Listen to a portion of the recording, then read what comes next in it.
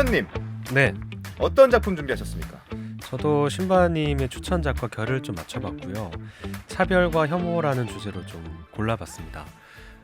제가 오늘 고른 책은 조금은 섬뜩한 내용이 있는 책이고요. 일본의 뇌과학자이자 인지과학자인 나카노 노부코 박사가 쓴 우리는 차별하기 위해 태어났다 라는 이름의 도서입니다. 그러니까 책을 보면 저자는 이렇게 얘기를 해요. 네. 인간의 뇌안을 보면 기본적으로 타인을 차별하기 위한 유전자가 좀 내재되어 있고, 기본적으로. 네, 인간이 차별하는 이유는 공동체를 위해서 차별한다라는 이야기를 합니다. 와, 그래서 어느 정도 그렇지? 오늘 네. 사회와 연결되는 부분이 좀 있을 것 같아서 소개를 드릴까 해요. 자, 우리는 차별하기 위해 태어났다. 차별이 인간의 본성이라는 얘기인 건지 정말 좀 섬뜩합니다. 과학자가 쓴 책이라니까 좀 더 찝찝해지는데 네. 어떻습니까? 그리고 저만 느끼는 거 아니죠? 네, 또 일본의 뇌과학자분이다 보니까 네. 주로 드는 이제 사회적인 사례자 일본의 사례가 주로 나와요. 일본의 이제 집단 괴롭힘 사례가 주로 나오는데 일본 특유의 문화가 섞여 있다라는 인식도 좀 받으면서 전반적으로 인류에 대한 얘기도 하겠다는 생각도 좀 들었고요. 일단 오늘은 좀 특별하게 옴기니의 말을 좀 먼저 전하고 싶어요. 책의 가장 뒤에 있는 부분인데 네. 이 책을 번역한 김혜용 역자는 이 책이 무섭다라는 이야기를 적고 있습니다. 정확한 문장을 읽어보면 이 책은 무섭다, 아니 위험하다고 표현해도 좋겠다라는 이야기를 해요. 왜냐하면 인간의 뇌를 전문으로 연구하는 과학자가 이 뇌 안에 악이 도사리고 있다라는 이야기를 하기 때문인데 저자의 의견을 한마디로 요약하면 인간은 타인을 괴롭히는 게 즐겁기 때문에 쾌락을 느끼기 때문에 계속 괴롭힌다라는 이야기를 합니다. 그래. 네, 생물학적으로 다른 것을 괴롭힘으로써 쾌감을 느끼는 존재가 인간이다라고 본인만의 언어로 규정을 하고 있고 이 타인을 향한 폭력이 더 즐거움을 넘어서서 네. 이 집단을 지키기 위한 사회적인 행동에 기초하기 때문에 여전히 유지되고 있다라는 이야기까지 나아가고 있어요. 그래서 저자는 이 집단 괴롭힘을 근절하자라는 이런 좀 캠페인적인 목표가 오히려 문제 해결로 가는 길을 훨씬 더 복잡하게 만든다라고 주장을 하고 있고 유전적으로 어찌 보면 집단 괴롭힘은 굉장히 당연한 것이기 때문에 이 집단 괴롭힘을 있어서는 안 되는 일, 우리가 범해서는 안 되는 일이라고 생각하는 게 이 네. 본질을 흐리게 만든다라는 주장도 함께 하고 있습니다.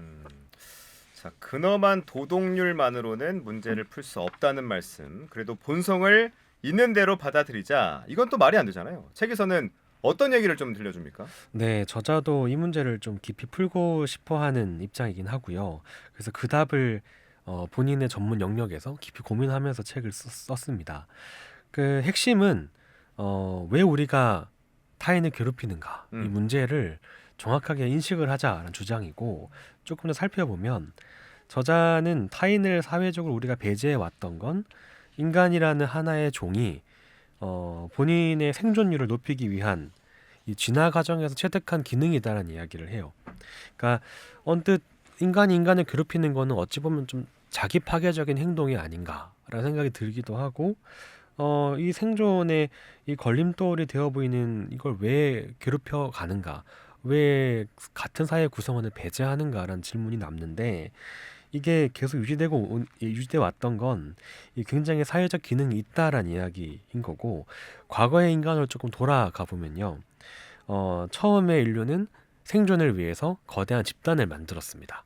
이 집단을 만들었는데 그때 당시에 인간에게 가장 큰 위협이 되는 존재는 무엇이었을까요? 뭐 일단 외부의 위협이지 않을까. 네. 맹수라든지 네, 아니면 또 다른 인간 집단이라든지. 네, 그렇죠. 그렇게 싸우고 전쟁을 했으니까. 네, 단편적으로는 이제 맹수와 다른 인간 집단일 텐데 네. 장기적으로 보면 그렇지 않다라는 게 저자의 의견입니다. 그렇지 않다고요? 네, 그러니까 적이나 야생동물은 분명히 인간에게 위험한 존재였는데 네. 그들은 인간을 공동체로 규합시키는 자극이기도 했고요. 그리고 하나의 사회적 집단으로 결집시키는 존재이기도 했습니다.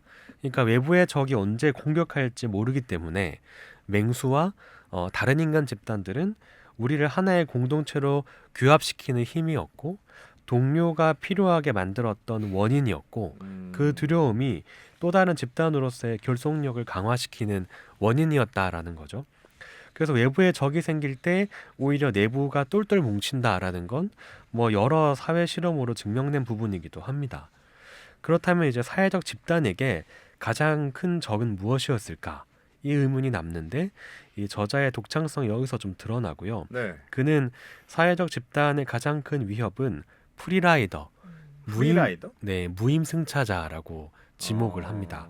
그러니까 집단을 형성하는데 가장 방해가 되는 건 협조하지 않거나 우리 집단과 다르거나 우리 집단의 통일성을 방해하는 존재가 오히려 이 사회적 집단의 차원에서 봤을 땐 훨씬 더 위협이 되는 존재다라고 인식을 한다는 거죠. 생각해 보면 뭐 다들 피땀 흘려가면서 적과 싸우고 있는데 도움은 안 되고 딴지만 거는 사람들 뭐 확실히 얄밉긴 하잖아요. 네. 그렇죠?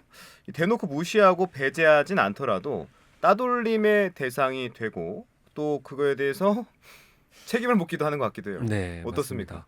그러니까 저자는 이를 생크션이라는 용어로 정리를 하는데 생크션? 네, 이거 우리가 뭐 집단 결속에 방해가 되는 이들을 제재하는 행위가 네. 어느 정도 사회적 규칙성을 가지고 있다라는 이야기를 하는 겁니다. 근데 문제는 타인을 배제하는 행위가 반사회성, 그러니까 사회를 해치는 행위가 아니고 오히려 아주 공동체를 지키기 위한 향사회성에서 드러나는 행위라는 거예요. 그러니까 사회적인 결속력이 강한 사람일수록 우리 집단과 다른 사람을 더 강하게 배척하고 배제한다라는 겁니다. 그러니까 내가 동료라고 느끼는 사람에 대한 친밀감이 강할수록 네. 다르다라고 느끼는 사람에 대한 적개심과 증오심 훨씬 더 쉽게 품는다라는 거예요. 그러니까 우리가 기본적으로 가지고 있던 상식과는 좀 반대되는 이야기입니다. 그러니까 집단에 대한 좀 반감이 강할수록 오히려 타인에 대한 어떤 적개심이 강하지 않을까라고 생각을 할 텐데 집단에 대한 애정이 클수록 우리 집단과 다른 사람에 대한 적개심이 너무 강하게 발동된다라는 거예요. 그래서 이 생크션이 강해지면 네.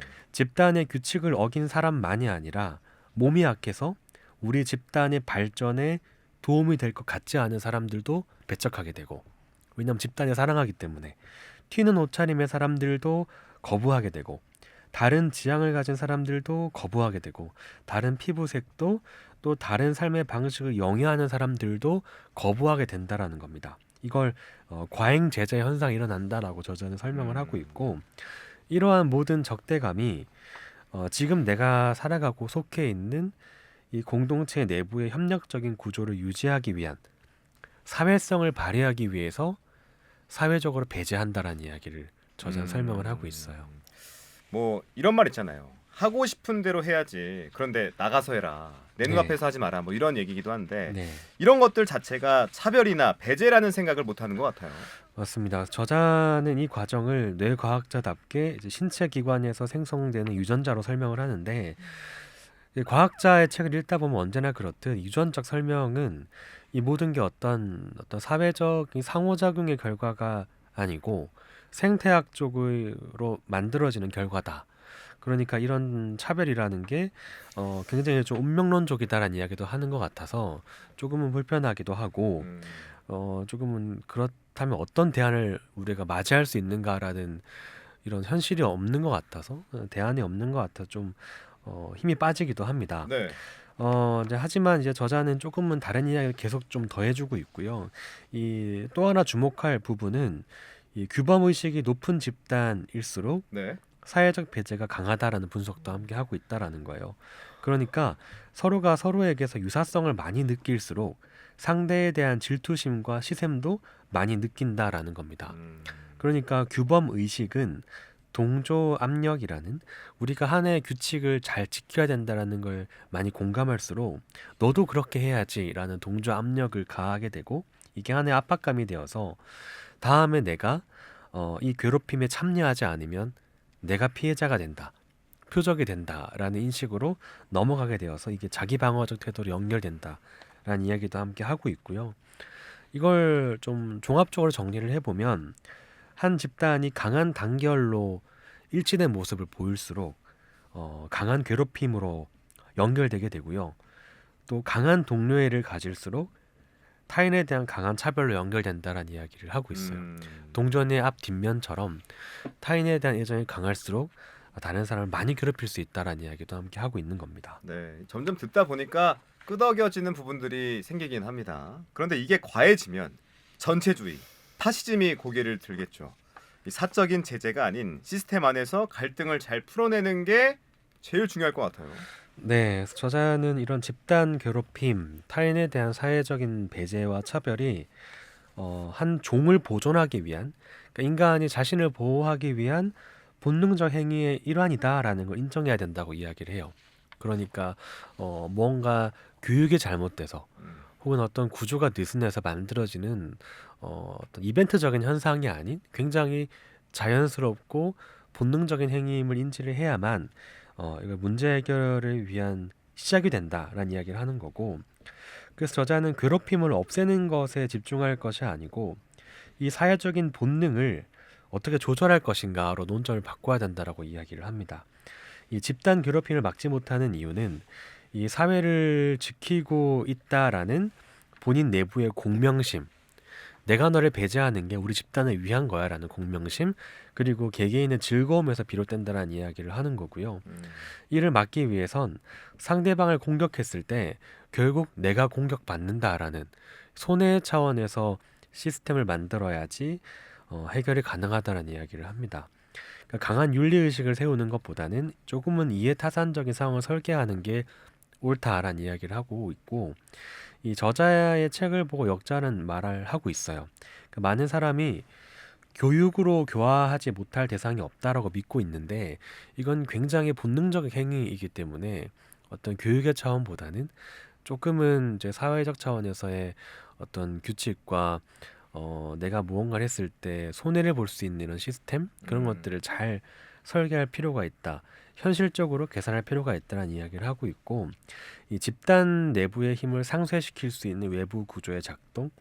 그래서 우리가 이 집단 괴롭힘을 해소하기 위해서, 차별을 해소하기 위해서 어떠한 시스템을 만들어야 할지, 또 무엇을 전환해야 할지, 교육의 차원과 태도의 규정에서 넘어가서 본능적 차원에서 이걸 바라보고 어떻게 교정해야 할지를 좀 고민하게 하는 그런 책이 아니었나라는 생각이 듭니다. 네. 뜻대로 안 된다고 계엄 같은 걸 하면 안 되는 거죠. 지금 우리가 겪고 있는 혼돈 역시 구국과 애국으로 포장된 차별과 혐오의 정서가 그 자양분이 된 건 아닌가 싶은데, 객관적으로 상황을 분석하고 과학적으로 문제를 풀어가는 냉철한 이성이 필요할 때가 아닌가 싶습니다. 이 책의 아이디어들이 답을 찾아가는데 또 도움이 될 것 같기도 하고요. 나카노 노부코 박사의 우리는 차별하기 위해 태어났다. 오늘도 책과 영화 만나봤습니다. 오늘 여기까지 하겠습니다. 지금까지 컬처클럽 청년과 신바 우동준 신보라 두 분 귀한 말씀 고맙습니다. 네, 감사합니다. 감사합니다.